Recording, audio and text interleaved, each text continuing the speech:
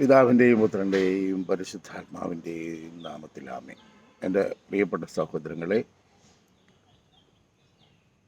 ഉൽപ്പത്തി പുസ്തകത്തിൽ ദൈവത്താൽ വിളിച്ച് വേർതിരിക്കപ്പെട്ടവൻ തൻ്റെ കൂടപ്പിറപ്പിനെ കൂടെ കൊണ്ടുപോകുന്നൊരു കാര്യം കാണുന്നുണ്ട്. അബ്രഹാം ലോത്തും അവർ സ്വന്തം കൂടപ്പിറപ്പുകളാണോ അറിയില്ല, ബന്ധുവാണ്. എങ്കിലും സ്നേഹത്തോടെ ദൈവം വിളിച്ചു വിടാ എന്നെ, നീ കൂടെ വാന്നും പറഞ്ഞ് കൂടെ കൊണ്ടുപോവുക. അവരുടെ യാത്രയിലുടനീളം അവർ സമ്പാദിക്കുകയും ഒരുപാട് മുതലുണ്ടാക്കുകയൊക്കെ ചെയ്തു. ആ കാലഘട്ടങ്ങളിലെ സമ്പാദ്യങ്ങളൊക്കെ ആടുമാടുകളാണ്. ഇന്നത്തേതുപോലല്ല, ബാങ്ക് ബാലൻസ് അല്ല. സമ്പന്നനെന്ന് പറഞ്ഞാൽ അദ്ദേഹത്തിന് ആയിരക്കണക്കിന്, അത് നമുക്ക് യോബിൻ്റെ ചരിത്രത്തിലും കാണാം, ഒരുപാട് മൃഗസമ്പത്തുള്ളൊരു മനുഷ്യൻ. ഇപ്പം മൃഗസമ്പത്തുണ്ടെങ്കിൽ അതിനനുസരിച്ച് സ്ഥലവും ഉണ്ടാകണം. ഇതുപോലെ ഇവർ രണ്ടുപേരും കൂടെ ജീവിക്കുമ്പോൾ രണ്ടു പേർക്കും അവരവരുടേതായ ആട്ടിൻപറ്റവും ആട്ടിടയന്മാരുമുണ്ട്. ഇവർ സാവകാശം കലഹിക്കാൻ തുടങ്ങി. ആട്ടിടയന്മാർ കലഹമായി കഴിഞ്ഞപ്പോൾ നീതിബോധമുള്ള അബ്രഹാം പറഞ്ഞാൽ, ഇത് കഷ്ടമാണല്ലോ, നമ്മുടെ പണിക്കാർ തമ്മിൽ കലഹിക്കുന്നു, അത് ശരിയായ കാര്യമല്ല. അത് നമ്മൾ കൂടപ്പുറപ്പല്ലേടാ, നമ്മൾ കൂടപ്പുറപ്പല്ലേ, അതുകൊണ്ട് നമ്മുടെ പണിക്കാരിങ്ങനെ കലഹിച്ചാൽ അത് നമുക്കതൊരു ഗുണമില്ലാത്ത കാര്യം, നന്മയല്ല, തന്നെയല്ല ഏതൊരു സാക്ഷ്യം. അതുകൊണ്ടൊരു കാര്യം ചെയ്യാം, നമുക്ക് വഴിപിരിയാം, നിനക്ക് ഏതാണോ ഇഷ്ടം നീ അതെടുത്തു. അപ്പം ലോത്ത് നോക്കുന്നൊരു സ്ഥലമുണ്ട്, കർത്താവിൻ്റെ പൂന്തോട്ടം പോലെ നനച്ച് വളർത്തിയ കുന്നിൻ പ്രദേശവും തഴച്ചു വളരുന്ന പുല്ലുകളും കൃഷി ചെയ്യാൻ പറ്റിയ ഇടവും ഒക്കെ കാണുകയാണ്. അപ്പോൾ ലോത്ത് പറയാണ്, ഞാൻ ഇങ്ങോട്ട് പോവുകയാണ്. അബ്രഹാം പറഞ്ഞു, ഓക്കെ, നീ പൊക്കോ, നിനക്കിഷ്ടപ്പെട്ട സ്ഥലം എടുത്തുകൊണ്ട് പോകാം. നോട്ടത്തിൽ അദ്ദേഹം മിടുക്കനായിരുന്നു. അവിടുത്തെ വസ്തുക്കളൊക്കെ നോക്കി അതിന്മേൽ കണ്ണു വെച്ചപ്പോൾ മനോഹരമായ മണ്ണ്, നല്ല കൃഷി ചെയ്യാൻ പറ്റിയ ഭൂമി, ആടിനെ നോക്കി വളർത്തി കൂടുതൽ മെച്ചപ്പെടാനുള്ള സാധ്യതകൾ ഒക്കെ കണ്ടിട്ടാണ് അദ്ദേഹം ആ സ്ഥലം തിരഞ്ഞെടുത്തത്. എൻ്റെ പ്രിയപ്പെട്ട സഹോദരങ്ങളെ, പിന്നെ നമ്മൾ കാണുന്നത് കുറേ കാലം അങ്ങനെ വളർന്നു, ദീർഘായുസ്സോട് ജീവിക്കുന്ന ആ കാലഘട്ടങ്ങളിൽ മുന്നോട്ട് വളർന്നു വന്നിട്ട് അവസാനം തിന്മ പെരുകുന്ന പ്രദേശമായി അത് മാറി. തൻ്റെ കണ്ണുകൊണ്ട് കണ്ട നന്മയും അത് തൻ്റെ കൂടപ്പിറപ്പിൽ നിന്ന് തനിക്ക് വേണമെന്നുള്ള ആവശ്യവും അംഗീകരിക്കപ്പെട്ട് സ്വന്തമായി കഴിഞ്ഞപ്പോൾ അവിടുത്തെ ജീവിതം മുഴുവനും അനർത്ഥത്തിൻ്റെയും പാപത്തിൻ്റെയും, അത് സ്വാഭാവിക ബന്ധങ്ങൾക്കപ്പുറത്ത് വ്യഭിചാരവും അതുപോലെ സ്വവർഗ പാപങ്ങളും പെരുകി. പിന്നെ നമ്മൾ കാണുന്നത് ഈ സ്ഥലത്തെപ്പറ്റി സ്വർഗത്തിൽ ഭയങ്കര അസ്വസ്ഥതയുണ്ടാകും. ഇതൊരു സങ്കടമാണെന്ന് നോക്കിക്കോണം. നന്മയ്ക്ക് വേണ്ടി കണ്ടെടുത്ത സ്ഥലത്ത് തിന്മ പെരുകുമ്പോൾ നിയന്ത്രിക്കാൻ പറ്റാത്ത തരത്തിൽ ആസക്തി കൊണ്ട് നിറഞ്ഞ സമൂഹമായി മാറി. എല്ലാവരും പാപം ചെയ്യുകയാണെങ്കിൽ പിന്നെ പാപം എങ്ങനെ വേണ്ടി ചെയ്യാമല്ലോ, അതിന് കുഴപ്പമൊന്നുമില്ല. അങ്ങനെയാണ് അവസാനം സൊദോം ഗൊമോറയിൽ തീമഴ പെയ്യുന്നത്. സത്യത്തിൽ ഇത് തന്നെയല്ലേ ഇപ്പോൾ ഈ എറണാകുളം അങ്കമാലി അതിരൂപതയിൽ നടക്കുന്നത്. കാരണം ഇവിടെയുള്ള ഒരു പുരോഹിതൻ അദ്ദേഹം പഠിപ്പിച്ച പിള്ളേരോടൊക്കെ പറഞ്ഞു, 50 വർഷമായിട്ട് പറഞ്ഞടാ, നമുക്കൊരു സഭയാകണം, നമ്മൾ അന്നടെ മോശമാണ് എന്നൊക്കെ പറഞ്ഞുകൊണ്ട് ഒരു ബുദ്ധിയിൽ കയറിയ അന്ധകാരം ഒരുപാട് ബുദ്ധിയിലേക്ക് പകർന്നു കൊടുത്ത് വളർന്നു വന്ന സകല കൊച്ചന്മാരെയും കന്യാസ്ത്രീകളെയും വളഞ്ഞ വഴിയിലൂടെ ഒരു സഭയായി വേർതിരിയാനുള്ള എല്ലാ കോലാഹലങ്ങളും കാണിച്ചു വെച്ചു. നോക്കുക, അപ്പോൾ സാധാരണ ഒരു കാര്യം മനസ്സിലായി, ഇവരെ വേർതിരിക്കാൻ പറ്റും.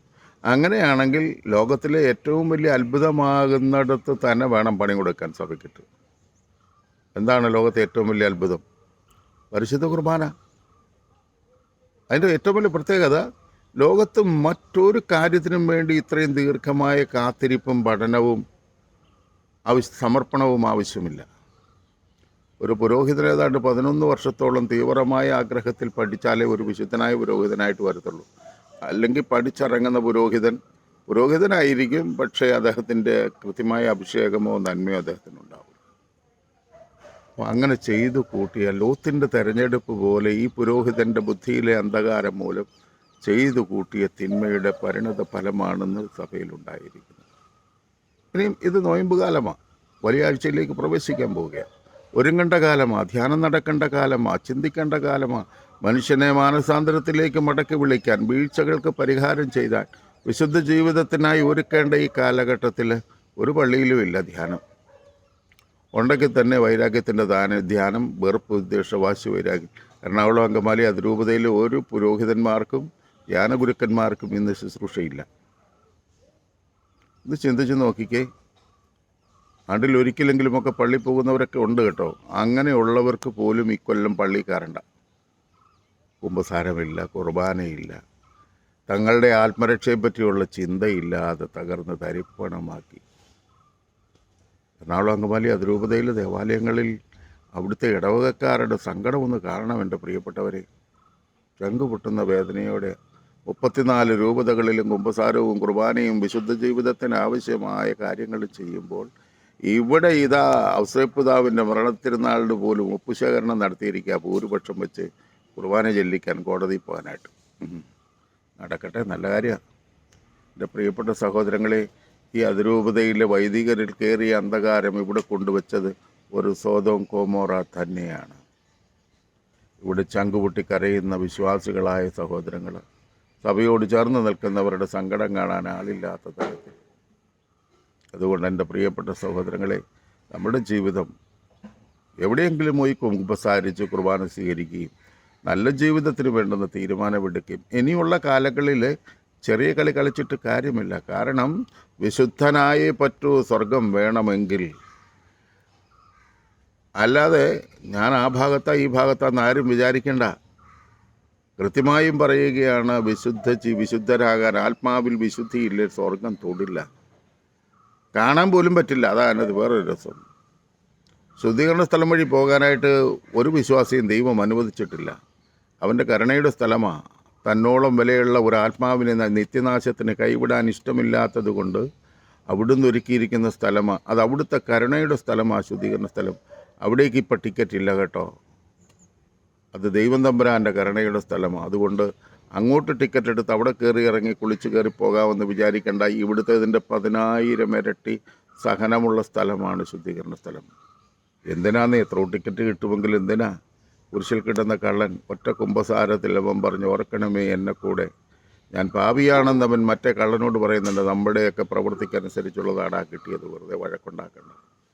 എൻ്റെ പ്രിയപ്പെട്ട സഹോദരങ്ങളെ, ഈ നോയമ്പ് കാലത്ത് നമുക്ക് വിശുദ്ധ ജീവിതത്തിനായിട്ട് ആഗ്രഹിക്കാം. ഈ പുരോഹിതരുടെ ശിരസിന് മുകളിൽ എന്താണ് വന്ന് വീഴുക എന്ന് നമുക്കറിയില്ല. ഇനി ഒരുപാട് നാളൊന്നും ഇല്ല. നമ്മളെ എല്ലാവരും തല്ലി തോപ്പിക്കുന്നു, തല്ലി പൊട്ടിച്ച് തകർക്കും. അത് ഇവിടുത്തെ ഏത് വർഗത്തെയും ക്രിസ്ത്യാനി എന്ന് പറഞ്ഞാൽ അടി കിട്ടും. ആ ഒരു കാലഘട്ടങ്ങളിലേക്ക് വരികയാണ്. ഇവിടെ ഒന്നിച്ച് നിൽക്കുവാനും ദൈവത്തിൻ്റെ ആത്മാവിൽ ഞങ്ങൾ ഒറ്റയ്ക്കല്ല ഒന്നിച്ചാണെന്ന് പറയുന്നത്. നിങ്ങൾ സാത്താൻ്റെ കൂടെ ഒന്നിച്ചാണെന്നല്ലേ? ദൈവത്തിൻ്റെ കൂടെ ഒന്നിച്ച് നിൽക്കുവാൻ വേണ്ടി ഈ സമൂഹത്തെ ആഹ്വാനം ചെയ്യേണ്ടവർ ഞങ്ങൾ ഒറ്റയ്ക്കല്ല ഒന്നിച്ചാണെന്ന് പറയുന്ന സാത്താൻ്റെ കൂടാരം വിട്ട് അവനുമായിട്ടുള്ള ബന്ധം വിട്ട് മടങ്ങി വരണമെന്ന് ഞങ്ങൾ ആഗ്രഹിക്കുന്നു. എന്ത് സാധിക്കുമോ ഇല്ലയോ അറിയില്ല. എങ്കിലും ഞങ്ങൾ നിങ്ങളുടെ കൂടെയില്ല, ഞങ്ങൾ കർത്താവിൻ്റെ കൂടെ. ദാവീദ് പറഞ്ഞില്ലേ, നീ ആക്ഷേപിച്ച ഇസ്രായേലിൻ്റെ പരിശുദ്ധൻ്റെ നാമത്തിൽ ഗോലിയാത്തെ ഞാൻ വരുന്നടാ. അങ്ങനെ തന്നെ നിങ്ങൾ ആക്ഷേപിച്ച കർത്താവിൻ്റെ പരിശുദ്ധ കുർബാനയുടെ നാമത്തിൽ ജീവിക്കാൻ ഞങ്ങൾ ആഗ്രഹിക്കുന്നു. ഇനി കുർബാനയ്ക്ക് വേണ്ടി ബലിയാകണമെങ്കിൽ അതിനും കുഴപ്പമൊന്നുമില്ല, ജീവൻ തരാമെന്നേ. എന്നാൽ ഈ കുർബാന വിട്ടു തരില്ല. ദൈവത്തിൻ്റെ പരിശുദ്ധാത്മാവെന്നെയും നിങ്ങളെ സഹായിക്കട്ടെ. വിശുദ്ധ ജീവിതത്തിന് ആഗ്രഹിക്കാം, പ്രാർത്ഥിക്കാം, പ്രവർത്തിക്കാം.